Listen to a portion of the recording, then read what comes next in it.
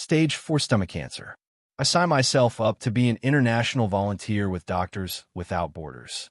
Before I left a signed divorce agreement for Serena. Even though she didn't care much about having me as a husband, I wanted a clean break before I disappeared. The day I left, Serena and her best friends were busy preparing a welcome home party for my older brother Ethan. Just before takeoff, I got a text from one of Serena's friends, Caleb. "Ethan is back today. Are you deliberately not showing up just to embarrass him and Serena? Get over here now. Don't make things difficult for Serena." The tone was filled with the same disgust and impatience as always. Without Serena's long-term, enabling and silent approval, her friends wouldn't have dared to despise me to this extent. If this were the past, I would have tortured myself until dawn. But today I calmly popped out my SIM card and tossed it into a trash bag. The plane taxied away from Boston. My love, along with everything else, ended right here and now. Ethan had been sickly since he was a child, so my father had me as a walking blood bank. Growing up, I was the punching bag my father couldn't bring himself to use on Ethan and the lifeline whenever Ethan's life hung in the balance. I was also the substitute groom who had to clean up his mess when he impulsively ran off abroad. Serena didn't like me. I knew that from the start. Just like my mother and father, her eyes were only for my brother Ethan. He was the bright moon in the sky. I was the weeds in the dirt. I had the self-awareness of a weed. I didn't fight, didn't compete, didn't show off. The only time I ever stepped out of line was probably when I wrote Serena's name in the most hidden corner of my textbook, adding a little heart next to it. Chloe made me do her homework, and out of boredom, she flipped through my book and found that line. She shook out my textbook, laughing her head off, and passed it around the classroom like a joke. I will never forget the mockery in their eyes and the sneers on their lips. I stood there frozen, trembling all over. Chloe laughed at me. "Caleb, do you have any self-awareness at all? You actually dare to fantasize about our Serena? I honestly feel sick for her." Chloe raised her hand and shoved me into the corner. Dirty water from the mop bucket soaked my uniform, and I was so cold my teeth chattered. The textbook fell to the ground just as two figures appeared at the classroom door. Serena and Ethan walked over to the book. Ethan picked it up with a smile and said to Serena, "Serena, I didn't expect my little brother to like you. How about I talk to father and arrange a marriage for you two?" Serena crossed her arms, glancing at me with utter indifference, looking at me like I was trash. "You know who is in my heart, Ethan. Do you really have to hurt me like this?" Ethan chuckled softly. He was very satisfied with Serena's loyalty to him and very satisfied with my pathetic state. Even if he didn't like Serena, he still got a thrill out of it. Ethan liked Serena's older sister, Vivian. That was the reason he went abroad. The night before Ethan and Serena's engagement, my house was in chaos. Ethan had disappeared. He sent a text to father. "Dad, apologize to Serena for me. I still can't let go of Vivian. I'm going to find her." He didn't consider the marriage contract between the two families, the relatives who already knew, or the complex web of reputation and business interests. He considered nothing. He left only that short sentence. He had plenty of time to refuse the marriage, yet he willfully chose the night before the engagement. Serena's mother was furious, her face black as the bottom of a pot. Serena sat on the sofa, motionless. Her eyes were downcast, her lips pressed into a tight line. She didn't say a word, but a deathly silence radiated from her like fog. I knew her too well. She would not let this go. However, I never expected that I would be the one to bear her anger. After discussing it with Serena's mother, my mother decided I would marry into the White family as a live-in husband. It was absurd, but it saved face for both companies. No one asked for my opinion. I was like a piece of merchandise that could be sold at any time. Along with my meager luggage, I was moved into the White estate overnight. She didn't want to marry me at all, but she couldn't defy her family. She couldn't bear to blame Ethan for all of this, so she had to blame me. On my first day in the White House, the butler led me to the utility room. "Mr. Caleb, this is the room the eldest miss asked us to clear out for you. You will live here from now on." I looked at the cramped, windowless, empty utility room that smelled of decay and abruptly laughed. The butler was stunned for a moment, seemingly unable to understand why I could still laugh when Serena was giving her new husband no face at all. Serena didn't know that this was actually a pretty nice room for me. Although there was no ventilation, it was at least clean and tidy. In the Ethan household, when father punished me, I had slept in the stables. This really was nothing. I politely thanked the butler. I understand. Thank you for preparing the room for me. After speaking, I moved into the utility room on my own and started unpacking. The butler frowned, his eyes filled with confusion and shock. I didn't know when he left. When I came out of the room again, the sun had already set. Days passed blandly, except for Serena's harsh insults and cold stares. My life wasn't much different from when I was at home, maybe even slightly better. I was cautious, fulfilling my role as the nominal live-in son-in-law of the White family. I thought life would just go on like this until the day I was diagnosed with stomach cancer. That day was so ordinary that even now I feel like it was just a dream. I came back from the hospital and stayed in the utility room until Serena opened my door, drunk again. The lights were off, and the room was dim. Serena stood at the door, her gaze filled with resentment. I endured the dull. I ached in my body and struggled to stand up. Serena, why did you drink so much again? Serena shook off the hand. I reached out to her and grabbed me by the collar. Ethan, what am I to you exactly? I grab her wrists. Serena, I am Caleb. Let go of me. I'm Caleb. Serena's eyes were bloodshot as she fiercely kissed my lips. She pinned me against the wall. In front of me was the smell of alcohol on her breath. Behind me was the peeling, moldy wall. I felt waves of nausea. The physical pain and the ache in my heart mixed with tears sliding from the corners of my eyes. I shoved Serena away violently and collapsed on the floor, dry heaving. Serena's eyes gradually cleared. She leaned against the door, gasping for breath. Caleb, through blurry, tear-filled eyes, I looked up at her. She looked regretful, her eyes darting away. Then she opened the door and strode out. For the next month, Serena didn't come home. At first, I thought she was avoiding me. It wasn't until news of Ethan's return spread on social media that I realized she had spent a month abroad looking for him. Ethan hadn't had a smooth time out there these past few years. Vivian was a doctor with Doctors Without Borders, constantly moving, so Ethan rarely got to see her. Plus, his reckless pursuit was nothing but a burden to Vivian. I heard that to shake Ethan off, Vivian had even hired local armed security to escort him to the airport. And this time, Ethan encountered a terrorist attack and was nearly shot. Serena couldn't rest easy, so she flew overseas overnight to find Ethan and bring him back. The day she returned to the estate, I heard her conversation with grandfather at the door. When Ethan willfully left the country, disregarding the reputation of both families, the family married Caleb over here.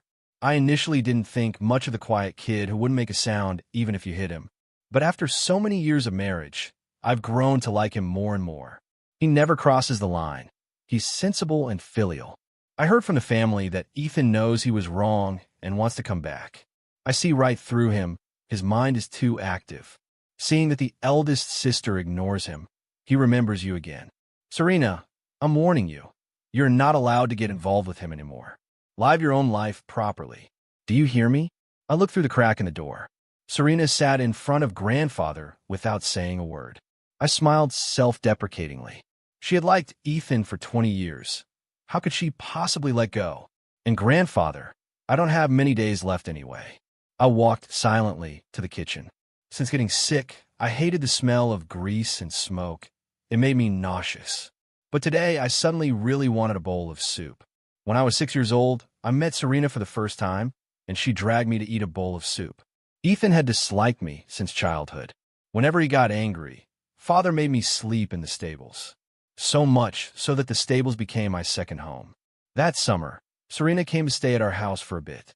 After everyone had finished eating, I walked to the housekeeper Uncle Grant's shack, waiting for him to get me some food. The door slowly pushed open, but it wasn't Uncle Grant who returned. It was an impossibly pretty little girl. She held a bowl of vegetable soup and walked up to me. Caleb, even though it was your fault for breaking Ethan's model, seeing as you haven't eaten all day here.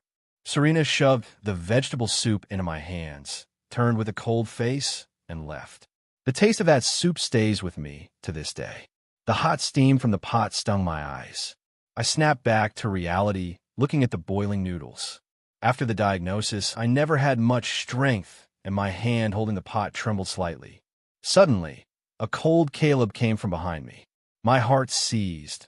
My hand shook, and boiling water splashed from the stove onto my foot. Serena rushed over and pulled me away. Before I could react, she had already helped me onto the sofa. Serena looked at me coldly and scolded me in a low voice. "Caleb, our family hasn't mistreated you to the point of starving you, have we? You can't even hold a pot." Serena's dark eyes were full of disdain as she smirked coolly. "What? Did you hear grandfather and me talking and got scared I'd divorce you to marry Ethan? So you're pulling a pity stunt?" Before I could speak, Serena sneered again. "Save it. Grandfather likes you, but my business is decided by me alone. Put away your little schemes."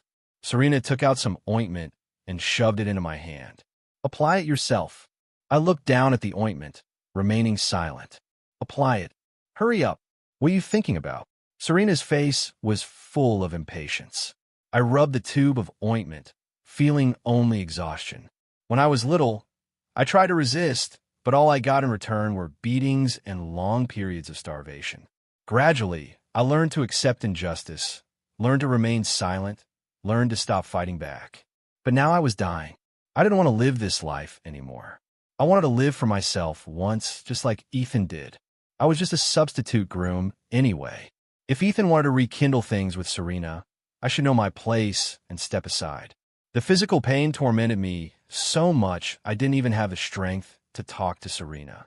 Compared to the stomach pain, this little burn on my leg was nothing worth mentioning. I frowned, clutching my stomach, and took a long time to recover. Only then did I look at Serena and speak softly. "Serena, let's get a divorce." Serena froze for a moment, a mocking expression surfacing on her face. "Caleb, do you know what you're saying? What, seeing that playing tough doesn't work, you want to try reverse psychology?" I ignored the sarcasm in her tone. I raised my eyes to look directly at her and replied faintly, "Ethan is back. Serena, you don't want to waste time with me anymore, right? Separating sets us both free." Serena's eyes turned cold. "Whether I want to waste time with you is my business, Caleb. It's not your place to bring up leaving." Serena stood up, glanced at me coldly, and turned to leave. I lowered my eyes, hiding all emotion. It turned out that in her heart, I didn't even have the right to mention divorce. That night, I went back to my room and packed my luggage. Yesterday, I had already signed up as an international volunteer. Signing up wasn't because of any noble ideas. I just wanted to go out and see the world. I didn't have much money, so volunteering was the best choice. In the final moments of my life, I didn't want painful chemotherapy, nor did I want to stay in Boston, this place that had trapped me for over 20 years. Ethan returns tomorrow, and I leave for Kenya tomorrow. Before leaving, I went to the hospital one more time. Holding the exam report, I sat alone on a bench in the hallway. I received a call from my father. His tone was icy, as if issuing a mission. "Ethan is coming back tomorrow. You follow him to the hospital. His health hasn't been good lately. He needs a transfusion." I gripped the phone tightly and said nothing. Father's tone on the other end became impatient. "Caleb, I'm talking to you. Did you hear me?" My expression remained calm as I lowered the phone and hung up. I could imagine how angry and shocked my father was on the other end. I didn't want to care anymore. I didn't want to care about anyone. The day I left, a light rain was falling over Boston. No one knew I was leaving because everyone was busy preparing for Ethan's welcome reception, including Serena. She hadn't been back to the estate in a long time, so naturally, she didn't care about the movements of her husband. I put the divorce agreement on the table, looked around the place I had lived for 3 years, and dragged my suitcase out. Just before takeoff, it got that call from Chloe. "Caleb, Ethan is back today. Are you deliberately not showing up just to embarrass him and Serena? Get over here now. Don't make things difficult for Serena." The tone was filled with the same disgust and impatience as always. There wasn't a ripple in my heart. Chloe was still rambling on the other end. I hung up, popped out the SIM card, and threw it into a trash bag. The plane roared. I sat in the cabin, looking at the clouds outside the window. This was my first time leaving Boston. The plane taxied away. My love and all our stories finally ended right here and now. I had been in Kenya for half a month. The situation here was worse than I imagined. Extremely polluted water and air, houses that could be washed away by floods at any moment, and hungry children begging on the streets. Every single thing touched my soul. I taught over 20 children in Kenya. The youngest was only 6, the oldest 15. Although poor, they knew that knowledge was the only way to change their destiny. In the half month I spent with them, I felt unprecedented kindness, and I even became a lot more cheerful. Early this morning, another volunteer teacher found me, his face full of excitement. Caleb, a new medical team arrived in town today. I heard the team leader is beautiful. Want to go check it out? I packed up the students' textbooks and smiled at Barrett. You go ahead. I'll find you in the cafeteria for lunch. Seeing me unmoved, Barrett had to go to the town's small square alone. At lunchtime, I took the kids to the cafeteria. Just as I sat down, Barrett sat next to me, beaming. Caleb, it's a pity you didn't go just now. The lead doctor is a beauty. I raised an eyebrow and teased Barrett. How many beauties have you seen in your life? Barrett laughed too, his tone serious. I'm serious. Really, really beautiful. I finally understand why everyone loves a woman in uniform. Before Barrett could finish, a commotion broke out in the cafeteria. Barrett and I stopped talking. Hearing the noise, we looked up at the door. Several doctors were walking toward us. The lead doctor was tall and slender. She wore a white coat, her brows cool and elegant, her long hair tied in a sharp ponytail. Although the emotion in her eyes was indifferent, seemingly keeping people 1,000 miles away, her face was just too good-looking, causing everyone in the cafeteria to fix their eyes on her without missing a beat. Barrett's eyes lit up, and he grabbed my arm, whispering an exclamation. Caleb, that's her, the team leader. The cafeteria was buzzing, but my pupils suddenly contracted, and I was stunned. It was Vivian. Perhaps our gaze was too direct. Vivian seemed to sense it. She glanced sideways at Barrett and me. This face had too much impact. I clearly heard Barrett suck in a breath of cold air. The moment my eyes met Vivian's, I instinctively lowered my head. Maybe because this face looked 50% like Serena's, or maybe because seeing her made me think of those people in Boston. Anyway, I avoided it, lowering my head to focus on picking at the food on my plate. The noise around us rose and fell. I looked at the food, trying to concentrate on what story to tell the children this afternoon. Suddenly, Barrett's amazed voice came to an abrupt halt. A flash of white appeared in my peripheral vision. I looked up. Vivian put down her tray and sat opposite me. Seeing me look at her, her eyes were calm as her thin lips parted slightly. You don't mind if I sit here, do you? I gripped my fork tightly, saying nothing. Vivian didn't speak either, just gazing at me faintly. Only Barrett was overly enthusiastic. Not at all, not at all. Sit wherever you like. Vivian smiled slightly and nodded at Barrett. Barrett's hand was on my thigh, and I could feel him squeezing it in excitement. I sighed almost inaudibly in my heart. Serena was beautiful too, but compared to Vivian, her beauty would be dimmed into dullness. If it weren't for this face, given Ethan's arrogant nature, he wouldn't have liked Vivian for so many years. Ethan, I wondered if Serena had seen the divorce agreement. It had been half a month. I guess Serena was currently fighting with the family, demanding to marry Ethan. I poked at the food on my plate, my mind wandering. Didn't you hate cilantro when you were little? A clear female voice came from across the table. I realized belatedly that I should look up at Vivian. Her eyes were dark, fixed on me. It took me a while to realize Vivian was talking to me. Growing up, Vivian and I had met 3 times in total. I was a bit surprised she even recognized me. Beside me, Barrett looked confusedly at Vivian and then at me. Caleb, you guys know each other? I felt awkward. Just as I was thinking about how to explain my half-acquaintance relationship with Vivian to Barrett, Vivian spoke. Yes, we know each other, though we haven't seen each other for many years. After speaking, Vivian chuckled lightly, her tone seemingly carrying a hint of loneliness. But you don't seem to remember me very well. Caleb, I froze on the spot. Vivian's tone was too familiar, making me momentarily flustered, not knowing how to react. Vivian still looked at me with a faint smile. Barrett's mouth hung open. I fidgeted for a long time before choosing the most polite reply. I looked at Vivian with a smile. How could I not remember? Long time no see, Vivian. Vivian chuckled. Lunch passed in my awkwardness. Leaving the cafeteria, Barrett and I took the children back. As soon as I sat in the office chair, Barrett looked at me impatiently. All right, Caleb. You know such a beauty and didn't tell me. Barrett shook my shoulders. I was shaken into dizziness and quickly begged for mercy. I didn't know the doctor you were talking about was her, and I haven't seen her in a long time. I didn't know she would come here. You two seemed so familiar. She even knew you don't eat cilantro, and you dare say you didn't know. I spread my hands helplessly. I really didn't know, and we haven't met many times. Why she would know I don't eat cilantro, I didn't know either. In my memory, Vivian and I didn't have much interaction. The first time I met Vivian was when she and Serena came to stay at my house. Back then, I didn't even remember her name. That whole summer, I only remembered Serena handing me a bowl of vegetable soup. Regarding Vivian's appearance, my biggest worry was whether she would tell Serena.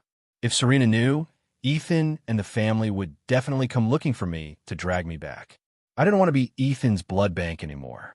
I clenched the textbook in my hand, my expression dark, considering whether to change locations. But after a few days together, I realized my worry was unnecessary. Vivian never asked me about Serena or the family, as if she didn't care at all why I appeared in Kenya. I played eagle catches chick with the kids. She joined me as the eagle. I drew on the ground with them. She drew with us too. When Barrett and I assembled desks and chairs, she would take the tools from my hand and help us assemble them. Whenever there was free time at the hospital, Vivian would come over to help add some teaching materials to our small classroom. Over time, the looks from the students and Barrett became subtle. Barrett once whispered to me, "Caleb, I think Dr. Lin likes you." I smiled helplessly.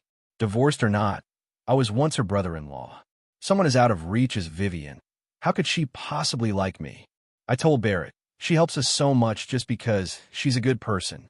Don't overthink it. Barrett grinned and curled his lip, obviously not believing it.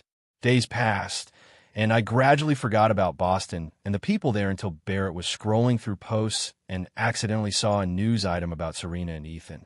Ethan was entering a marriage alliance, but the bride wasn't Serena. It was an heiress from New York. He seemed extremely unwilling about this marriage, so he got drunk late at night and cried bitterly. The news described it in extreme detail. I looked at the photo below. Ethan stood at the entrance of a bar, looking drunk, with Serena standing in front of him. He hugged Serena, eyes teary. Looking at this news, I frowned slightly. Serena didn't marry Ethan. 3 years ago, she couldn't defy family opinion and recruited me as a live-in husband. But 3 years later, she could already stand alone in the company. If she was dead set on marrying Ethan, no one could stop her. Was it because of grandfather? My thoughts drifted, then I forcibly pulled myself back. Whether she marries Ethan or not, what does it have to do with me? Caleb, stop thinking about it. After warning myself, I concentrated on preparing the lesson content for the next 2 days. After 3 days of continuous work, my body started to hurt. Actually, after coming to Kenya, perhaps because of my good mood, I rarely felt pain. I didn't know what was wrong today. Early in the morning, it hurt so much that I broke out in a cold sweat. I collapsed on the podium. When I opened my eyes again, I was in the town hospital. Vivian was sitting by my bed, looking at me unblinkingly. Seeing me wake up, she quickly leaned over and held my hand. "Caleb, you're awake." My throat felt rough and dry, as if filled with sand. Vivian poured me a glass of water, and I propped up my dizzy head to sit up. I took the glass to drink, my gaze unintentionally landing on the medical report on the bedside table. It was mine. The words stomach cancer were very obvious. I lowered my eyes. Vivian must know by now. I was momentarily curious about her reaction. I looked up at Vivian beside me. She stared at me fixedly, her dark eyes deep, harboring emotions I couldn't decipher. From beginning to end, she didn't ask a single question, so I didn't say anything either. Vivian suggested I stay in hospital for 2 more days, but I was really worried about the kids, so I insisted on being discharged. She had no choice but to drive me to the school. I was weak when getting out of the car. She supported me, and I didn't refuse. Just as we reached the school gate, a group of children surrounded us. "Teacher, where did you go?" They chirped questions at me. Afraid they would worry, I just said, "Teacher went to town for a bit." "Have you guys been behaving and studying hard these past few days?" They nodded obediently, and I touched their shoulders with relief. Vivian supported me, planning to walk me to the office. I was afraid of troubling her too much. Just as I intended to pull my hand away, I heard an angry shout from the classroom door not far away. "Caleb!" I looked up. Serena stood at the classroom door, her face gloomy and pale with rage. Behind her was Ethan in a sharp suit, equally suppressing his anger. I had been away from Boston for 3 months. Seeing Serena and Ethan again felt unreal, like a lifetime ago. Serena and Ethan stared dead at Vivian's hand supporting my arm. Their gaze was too intense. I felt uncomfortable and simply pulled my arm out. "Thank you for bringing me back, Vivian." Vivian glanced at the two people opposite us with indifference, then smiled at me. Ethan looked at Vivian's expression, then at me. His fists at his sides were clenched tight, grinding his teeth. He could barely suppress his anger, but with Vivian there, he couldn't explode at me. I couldn't be bothered with his love-hate drama. I called Barrett over, asked him to take the kids to class first, and slowly walked back to the dorm myself to get my books. I hadn't taken 2 steps before Serena stepped forward and grabbed my wrist. "You left Boston without a word. Do you know how long I looked for you? Seeing your wife. Shouldn't you say hello first? Husband." Serena said these 2 sentences through gritted teeth. She stared dead at my face, hoping to see guilt or shame in my expression. But I was expressionless, devoid of any emotion. I looked into Serena's blazing eyes. "I'm not your husband. We're already divorced.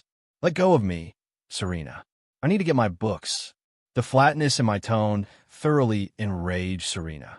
She was burning with anger, yet she laughed. "Caleb, 3 months no see, and you've grown a temper, huh?" She glanced at Vivian, her tone cold. "There are outsiders here now. Whatever we have to say, we husband and wife should say it behind closed doors. Come, let's go home." Saying that, she yanked my wrist, dragging me outward. Seeing this, Vivian was about to step forward to stop Serena, but I shook off Serena's hand first with such force that I nearly tripped myself. Serena froze.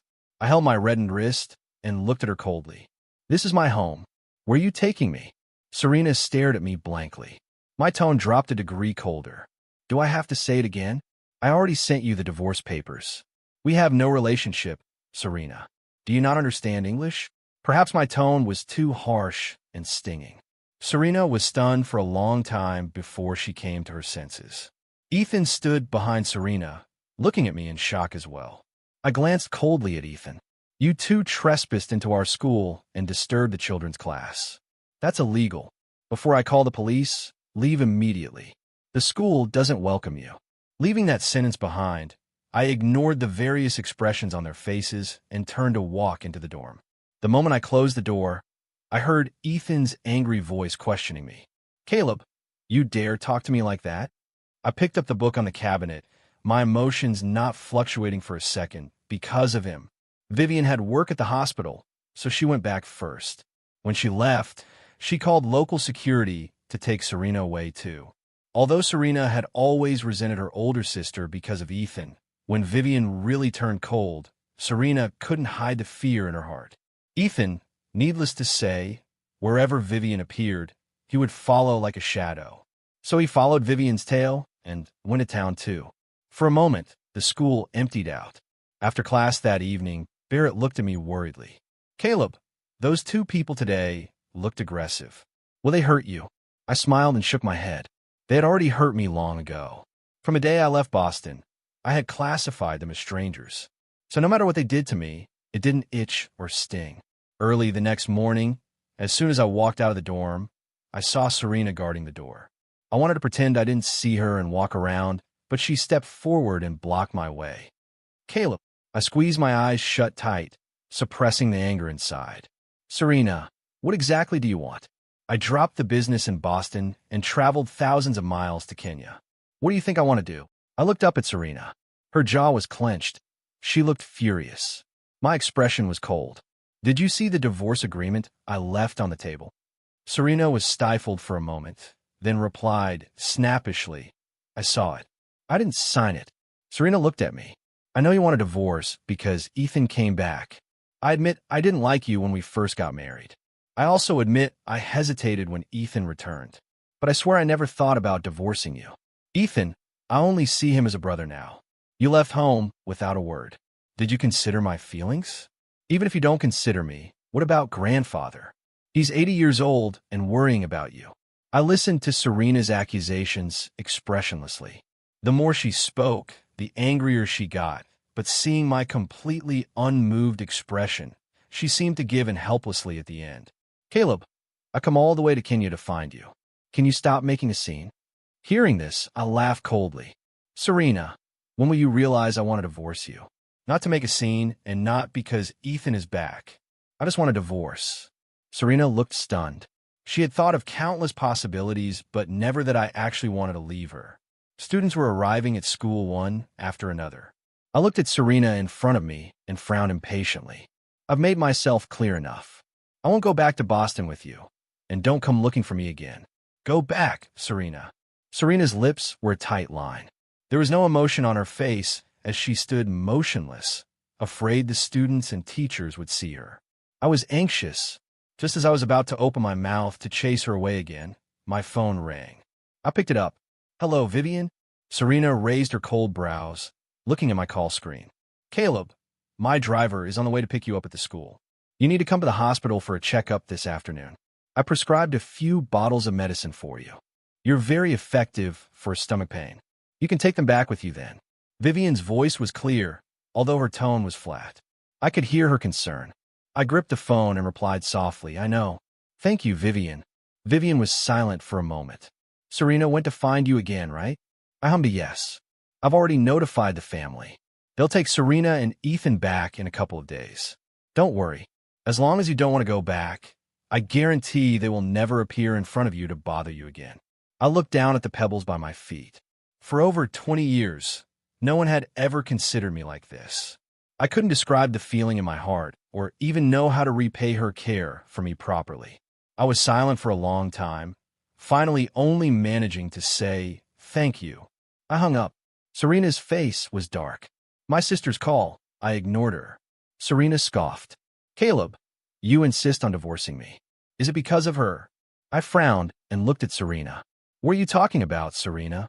Serena smirked coldly, mockery in her eyes. You fell for my sister just like Ethan did, right? So you insist on divorcing me. Insist on staying in this godforsaken place. Caleb, you brothers really are two peas in a pod. What is so good about Vivian? Making both of you lose all your dignity, sticking to her side like desperate fools. Before Serena could finish, I used all my strength to slap her across the face. Serena's head snapped to the side from the blow. Her hair was messy, her right cheek red and swelling high. My hand tingled, numb from the shock. I gasped for breath, staring dead at Serena. Serena, you're truly shameless. I'd actually like someone like this, liked her for so many years. If given a chance to do it over, I think I would definitely refuse that bowl of vegetable soup. Serena kept her head turned, her mouth pressed tight, saying nothing. The veins in her eyes were frighteningly red. Vivian's driver arrived at the school gate and honked at me. I nodded to him, not looking at Serena again, and got in the car. As soon as I walked to the door of Vivian's office, I saw Ethan sitting on a wooden bench. He was dressed in Milan spring-summer haute couture, looking flashy, craning his neck to look inside the office. Sitting next to him was a disheveled woman holding a dirty-faced child. The child sucked on his finger, looking at Ethan with innocent eyes. He pulled the finger out of his mouth, saliva dripping, and reached for Ethan. By the time Ethan reacted, his suit was stained with dark smudges. Ethan went mad with rage. He stood up and viciously cursed the woman and child. You peasants, do you know how much this suit costs? Can you afford to pay for it? The woman hugged the crying child, looking terrified, bowing repeatedly in apology. Ethan was furious. He shoved them. The woman stepped back with the child. Her leg caught on the bench, and she tripped, losing her balance. The hallway fell into chaos. Vivian strode out of the office, and Ethan stood aside guiltily. The child seemed to have bumped his head and wouldn't stop crying. Seeing this, I quickly stepped forward to help, picking up the woman's scattered belongings. Vivian, they dirted my clothes first, then she fell on her own. It's not my fault. Ethan looked at Vivian cautiously, his expression aggrieved and innocent. Vivian ignored him. She took the things from my hand and looked at me. Caleb, wait for me in my break room. I'll come find you after seeing this patient. I nodded. Vivian didn't spare Ethan a glance, hugging the child and brushing past his shoulder as she walked into the adjacent exam room. Ethan stomped his foot hatefully. He turned to look at me, his eyes full of dark jealousy. In the break room, I sat by the window, watching the birds fly past. I was mentally planning what snacks to bring back for the students. Ethan stood at the door with his arms crossed, staring straight at me. Caleb, Ethan spoke. Since you were little, you've been weak and submissive. Put you in a crowd, and you're so ordinary you disappear.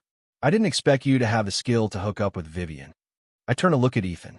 Jealousy and unwillingness twisted his handsome face. I didn't hook up with Vivian, I said calmly. Shut up. Is Vivian something you're allowed to call her? Ethan trembled with rage, staring as if he wanted to swallow me whole. Caleb, get this straight. If I wasn't sickly, Father wouldn't have even had you. At best, you're just a pet dog Father raised for me. Now you want to fight me for a woman? Do you deserve to? Ethan took a step forward, acting as if to push me. I grabbed his wrist and flung his hand away hard. Ethan stumbled from the force, his face flushed red with anger. I chuckled lightly. Ethan, if I remember correctly, you seem to be marrying that heiress from New York, getting engaged on one hand, drinking with Serena on the other, all while pining for Vivian. Does that count as cheating? I scoffed. All right, it doesn't count. After all, Vivian doesn't give you the time of day. Ethan's shoulders heaved violently, fists clenched tight, fingernails digging into his palms without him noticing. Choking him with words put me in an excessively good mood. Seeing him speechless, I found it boring.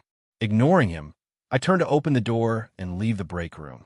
Just as I opened the door a crack, Ethan suddenly rushed behind me. He grabbed my wrist, raising his hand to slap me, but out of the corner of his eye, he saw Vivian walking over not far away. Ethan's eyes darted. He collapsed onto the floor, clutching his chest as if he couldn't breathe. To an outsider, it looked like I had pushed Ethan, causing a relapse of his old illness. My eyes were cold as I watched Ethan act without batting an eyelid. Growing up, this was how he acted in front of Father and Serena. As long as he felt uncomfortable, regardless if it was right or wrong, I was the one punished. I was suddenly curious what Vivian would do. Would she blame me too? Vivian pushed the door open and walked in. Ethan lay paralyzed on the floor, gasping for air, calling out softly, Vivian. I was against the edge of the desk, quietly observing Vivian's face, waiting for her to scold me like Father and Serena. But unexpectedly, Vivian merely glanced at Ethan and then said to me, I'm free now. Let's go. I'll do another checkup for you. Her tone was gentle, with absolutely no intention of blaming me. I was stunned. Seeing no reaction from me, Vivian took my wrist and walked toward the door. Ethan was stunned too. After all, this trick worked every time. He didn't expect Vivian to ignore him like this. He opened his mouth to call Vivian, just to see her turn her head. Her tone was calm and indifferent. Ethan, this is a hospital, not a movie set. Put away your little tricks. I am a doctor. I'm not that idiot, Serena. I can tell whether you're faking sickness or not. If you want to make a scene, go outside. Don't embarrass yourself here. Dropping that sentence, Vivian took me away. Until we walked into the exam room, I hadn't reacted. It was a belated happiness and secret thrill. Finally for once, someone saw through Ethan's tricks. Someone was on my side. Vivian was writing a prescription for me. I looked at her profile, the corners of my mouth curving up uncontrollably. Vivian caught my secretly delighted expression. She smiled too, shaking her head helplessly. This medicine, 3 times a day, 2 pills each time. Caleb, did you memorize that? Vivian's eyes were like a spring of water, looking at me with helplessness and a hint of indulgence. I nodded and took the medicine, immediately lowering my head to try and hide the expression on my face.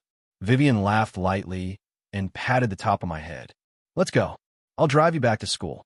In the middle of the night, I had an attack again. I clutched my stomach tightly, enduring the physical pain. Outside the door, a violent knocking suddenly sounded. Caleb! Caleb! It was Serena. Afraid of waking Barrett, I dragged my body off the bed and opened the door. Serena looked panicked. She grabbed my hand and started running toward the outside of the school. I wanted to shake off her hand, but I was too weak to break free. Let go of me, Serena. Stop making a scene. Caleb, Ethan had a relapse today because of you. Do you know that? The hospital blood bank doesn't have the rare blood type. You need to come to the hospital with me right now. Before I could speak, Serena roughly stuffed me into the car. The pain made my soul tremble. My mind went blank. At this moment, there was nothing in my brain. My whole body had only one thought. It hurts so much. I just want to die and get it over with. I was on the verge of unconsciousness, my whole body feeling dehydrated. I didn't know when we arrived at the hospital. Before blacking out, I only remembered one scene. Serena asking Vivian to save Ethan and Vivian holding me, punching Serena. When I woke up again, it was that familiar hospital ceiling.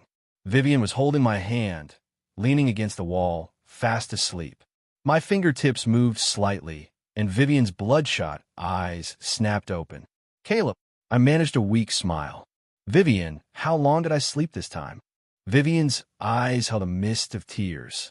She lowered her head, hiding all emotions, and whispered, You slept for almost 2 weeks. But Caleb, it's great you woke up today. I looked at Vivian's restrained expression and said nothing. She stroked the top of my head and forced a smile. Caleb, you have to get well soon. Remember Faye? That 6-year-old girl, your student? She said the drawing you promised her isn't finished yet. She's waiting for you at school. Vivian's eyes were red. She took a deep breath, fighting back the tears. Promise me, don't sleep anymore, okay? Everyone is waiting for you. After getting sick, I had actually long accepted my ending.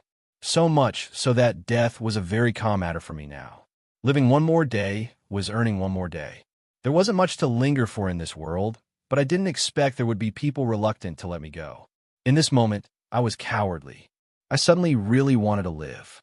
I wasn't afraid of death, but I was afraid of their tears and sorrow. I couldn't bear to see them sad. I weakly lifted my arm, which was hooked up to tubes, and wiped the tear from the corner of Vivian's eye. She held my hand, pressing her cheek against my palm. I heard myself say, Okay. That evening after I woke up, I heard the sound of Vivian and Serena arguing at the door. Sister, he's my husband. Why are you stopping me from seeing my husband? Serena, don't force me to have you locked up. Sister. Then came the sound of shoving. I sighed. Vivian, the noise outside stopped. Let her in. Some things need to be said face to face. The door opened, and Serena walked in, eyes red. Vivian looked at me. I nodded to her, and she closed the door. For me, Caleb, seeing me, Serena choked up, her voice trembling. I knew my appearance right now must be miserable, unable to eat anything, yellow and thin tubes all over my body. But I really didn't need Serena's sympathy and tears. How is Ethan? They transferred blood bags from another hospital's bank. He's fine now. I nodded casually. As expected, disasters always live long lives. Serena sat next to me. You came to Kenya because you were diagnosed with stomach cancer, right? Serena's voice was hoarse. Caleb, why didn't you even tell me this? You've lost so much weight, yet I didn't ask at all. I just thought to myself that you must have suffered so much in Kenya that you'd be dying to go back with me. What was I doing? Serena punched her own leg hard. Her voice choked. And that night, I was too anxious. I really didn't know you were sick. Forgive me, okay? Serena's fist was clenched white. She didn't even dare to hold my pale hand with the visible blue veins. My expression was flat, my voice incredibly light. Serena, sign the divorce agreement. I don't want to still be your husband when I leave. At those words, tears streamed down Serena's face. She leaned back in the chair, tears dripping one by one, then laughed at herself. I still remember in high school, everyone knew you liked me. Now you won't even give me a title. Ally had a cruel heart. Serena's tears dripped onto the white sheet, creating wet spots. It was truly laughable. She hated me so much before, but now she was the one crying the hardest. Watching her tears, I suddenly felt a wave of nausea. I leaned over the side of the bed and dry heaved. Vivian heard the noise and immediately rushed in, gently patting my back. Serena stood helplessly by my side like a child who had done something wrong. I pointed at the door cold. "Get out, Caleb. Didn't you hear him tell you to get out?" Vivian stood up and pushed Serena out of the ward. Only when her presence was gone from the air did I manage to catch my breath.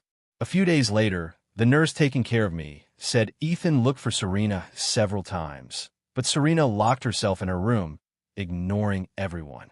She refused to see him. Ethan was going back to Boston. He couldn't stand the environment here, nor could he stand recuperating here. So he contacted the family to pick him up. But this time it wasn't his secretary who came, but my father. Ethan thought father came specifically to pick him up out of concern for his health. But as soon as father got off the plane, without even glancing at Ethan, he rushed into my room. I looked at my father, his face full of heartache, his imposing manner gone. I just felt this world was laughably insane. Don't tell me he, like Serena, was here to repent. I pulled my hand out of his grip, my tone cool. "Dad, you see my condition? Looks like you'll have to have another child to be Ethan's blood bank." Father covered his mouth tightly, tears suddenly surging. "Caleb, do you hate Dad?" "Did I hate him? When I was little, I hated him. I hated him for bringing me into the world, but not loving me. I hated that he only saw Ethan, always favoring Ethan. I hated that he was my father. But now I didn't hate him anymore, because I didn't want him anymore either. Hating too much comes from craving love too much. Now, with no love, there's no hate. I looked coldly at this man who was my father in name. Ethan is in the next room. If there's nothing else, I want to rest. Perhaps my tone was too cold and hurtful. He looked at me, his lips trembling, tears flowing like a spring. "Caleb, do you not even want to talk to Dad?" I frowned impatiently. "What is there to say between us? Your only son is Ethan. What does it matter if I die? Can you stop acting out this melodrama? You and Serena taking turns acting these past few days? I'm really tired of watching it." Father was stunned. His face turned ashen instantly, his tone full of disbelief and defeat. "Caleb, is that how you think of me? When Ethan was born, his health was poor, so I gave him a lot of favoritism. But you're my son too. I didn't pay enough attention to you. But how could I not love you? Caleb, don't say such things to break Dad's heart, okay?" The pleading and hurt in Father's tone were overflowing. But I couldn't help laughing out loud. "You love me? You loved me when you made me sleep in the stables. You loved me when you ignored me. Or did you love me when you made me be Ethan's blood bank? Your love really makes me want to laugh. I need to rest. Please get out. Don't come looking for me again." I looked at Vivian beside me. She stepped forward and led my still sobbing father out of the room. I let out a long breath. Finally, peace. After staying in the hospital for a month, Vivian finally allowed me to be discharged. The day I left, the sun was bright and everything looked beautiful. Vivian walked beside me and draped a jacket over me. "Not wearing a jacket again? Careful you don't catch a cold." I stuck my tongue out at her, smiling sheepishly. Walking on the asphalt road, Vivian suddenly mentioned a hospital she had contacted recently. "My senior colleague has achieved remarkable results in the field of cancer. If you agree, I want to take you to the UK to give it a try." Vivian looked at me. "Caleb, lots of new students came to the school. Barrett and 2 other teachers are waiting for you to come back fully recovered to teach. Don't fall behind." I looked at Vivian with a smile. Since we met, Vivian had spared no effort to help me. Even though we didn't have much interaction growing up, I was really curious why she was so good to me. Thinking it over, I said, "Vivian, why are you so good to me?" Vivian seemed lost in thought for a moment. After a long time, she looked at me and asked back, "What about you? Why did you like Serena so much?" I tightened my grip on the jacket, sighed, and replied with some emotion, "Because of a bowl of soup." "A bowl of soup?" I nodded. "Do you remember when we were kids, that time you and Serena came to stay at my house for the summer? That day I was punished by Father, sleeping in the stables, not allowed to eat at the table. It was Serena who brought me a bowl of vegetable soup. I remember that soup for a long time. Vivian narrowed her eyes, looking hesitant. After quite a while, not knowing what she thought of, she suddenly laughed. I puffed out my cheeks, looking at her. What? What are you laughing at? Think my reason is too cheesy? Vivian shook her head. No. Then what are you laughing at? Caleb, that year you were 6, and Serena was only 9. She couldn't even reach the stove. How could she make soup for you? I froze, stopping in my tracks, looking at Vivian like an idiot. She leaned in close, her dark eyes shimmering with fragmented light. She said word by word, but that year I was 13. And as it happened, my specialty was vegetable soup. Vivian curled her lips in a smile. She gently patted my head, turned, and continued walking. My mouth hung open as I watched Vivian's figure. The setting sun shone on her, and sycamore leaves drifted leisurely to the ground. Vivian turned around, smiling at me.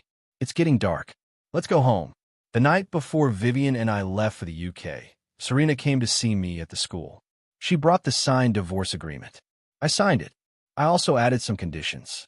I give you 50% of the shares under my name, and all the properties under my name are yours. Serena handed me the divorce. As she reached out, maybe I saw it wrong, I noticed some bruises on her wrist. Seeing my gaze fall on her wrist, Serena pulled down her sleeve to hide it, explaining, "Oh, I couldn't sleep lately. I accidentally bumped it while working out at night." I didn't care much and nodded casually. Serena's mom waited for you at the hospital for several days before knowing you were already discharged. She wanted to see you, but my sister stopped her. She cried for a long time at the hospital. 2 days ago, I heard the doctor examined Ethan again. He had absolutely no issues that night. My father-in-law left Ethan in a rage and went back to Boston alone. Ethan will probably marry that New York heiress as soon as he returns. She has money, but she's famous for her explosive temper. Given Ethan's personality, those two probably won't have a good ending. I flipped through the divorce agreement, not really caring about their affairs. Serena lowered her head helplessly. I've said what I needed to say. I wish you all the best in the UK. We're still friends after the divorce. If you ever come back to Boston, remember to look me up. I nodded. Serena moved slowly, step by step, toward the school gate. I turned and closed the door. Hearing the door close, Serena stood silently in place, her eyes reddening. Vivian booked the plane tickets. 2 other doctors traveled with us. As soon as we sat down, those 2 doctors stared at me curiously. I felt embarrassed by their stares, so I pretended to sleep. The plane flew smoothly into the sky. The roar of the engines was unavoidable in my ears. Half asleep, I heard the conversation between the 2 doctors and Vivian. "Dr. Lin, we had just arrived in Tanzania a couple of days ago, and you ran off to Kenya. It was because of him, right?"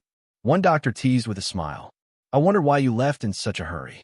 If old Wong hadn't seen your phone wallpaper, we would have really thought you loved Kenya deeply."